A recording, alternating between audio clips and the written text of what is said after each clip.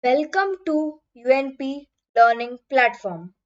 In this session of Microsoft Excel, we are going to understand how to use VLOOKUP and HLOOKUP functions in Microsoft Excel. First of all, let us know what is VLOOKUP function in Excel. VLOOKUP function is also known as vertical lookup.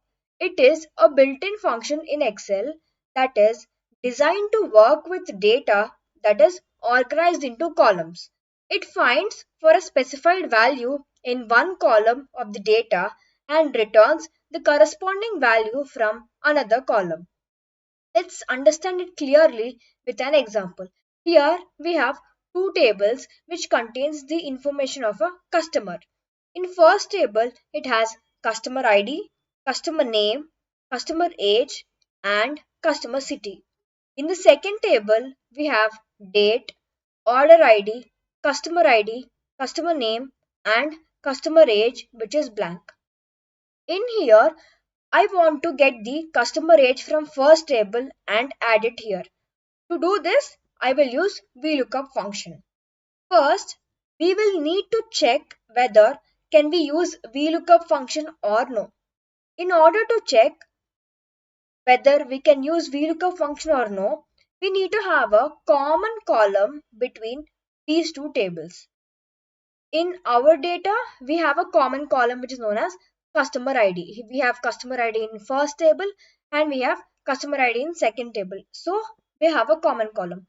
So we can use VLOOKUP function here. It goes like this. First type is equal to VLOOKUP, open the bracket. So it is asking for some parameters. The first parameter it is asking for is lookup value, which means what we want to look up. So I want to search customer ID. So I will select the customer ID, comma, table array. Where we want to look for it. So we want to look for it in the first table, that is this table. We need to select the entire table in order to give the dimensions of the table. And we should fix the table. Why? I mean, we need to fix the values. Why are we fixing these values? Because we want the fixed values to be displayed. So we need to fix the values. We can click on F4 and fix the values. So how can we check whether the values are fixed or not? We can see a dollar symbol so that it is an indication that our values are fixed. Click comma. It is asking for column index number, which means we should give the column number of the particular column we are searching for. So I want customer age. So that is 1, 2, 3.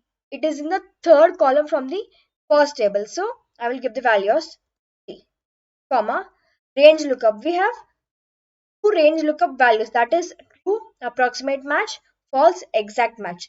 If we want it to return the approximate match, we can give as true or write 1. Or else if we want to give if we want it to return the exact match, we can write false or true. For now, we will use false, close the bracket, hit enter. So the answer is 23. Let's check whether it is correct or not. So customer name S has the age 23. Customer name S has the age 23. So the answer is correct. Now let us drag it and check for other values. So the customer name P has 21 age. Correct. Customer name N has 22 age. So our answers are correct. Now let us see how HLOOKUP works. Before that, we will know what exactly HLOOKUP is. HLOOKUP stands for horizontal lookup. It is a function that looks for a given value in the first row of a table and returns the corresponding value from any other row of that specified table. Let us understand it clearly with an example. Since we already understood about the table, we will directly execute it by writing the formula. Starting with is equal to HLOOKUP, open the bracket, and it is asking the parameters again. Lookup value. So we are looking for the customer ID, comma, table array. We want to check it in this table. So we will select the entire table and fix the values. Comma, row index number. It is from 1, 2, 3. It is in the third row. So 3, comma. We do not want the approximate match. We want the exact match. So give false and close the bracket. Hit enter. Let's check whether our answer is correct or not. So customer name S has been displayed with the age 23. Let's check. So S has age 23. Correct. Now let us drag it and check for other values as well. Yeah. Customer name N has age 22. So here N has 22. Correct. Customer P has 21. Customer P has age 21. So it gives us the exact values. So our answer is correct. I hope it is clear. This is all about today's lecture. See you in the next lecture. Thank you.